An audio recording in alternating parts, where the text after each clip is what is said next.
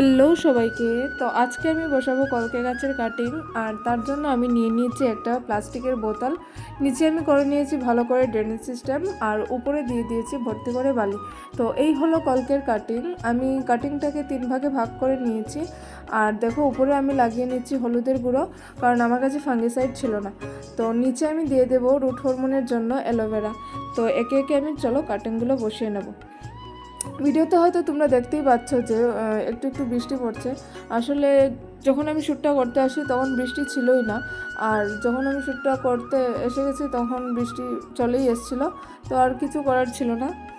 তো চলো ডালগুলো একে একে বসিয়ে দিই। আসলে আমি শুনেছি কলকের ডাল থেকে নাকি চারা হয় না, তো দেখাই যাক কি হয়। আর এর দুটো ভ্যারাইটি আমার কাছে অলরেডি আছে, এইটা ছিল না। তো আমি বালিতে জল দিতে ভুলে গিয়েছিলাম, তোমরা অবশ্যই জলটা দিয়ে দিও। আর দুটো ডাল আমার কাছে রয়ে গেছে, তো এই দুটো ডাল আমি জলে বসিয়ে দেব। দেখা যাক জলে হয় কি না, না বালিতে হয় ভালো। তো চলো আজকের জন্য তোমাদেরকে টাটা।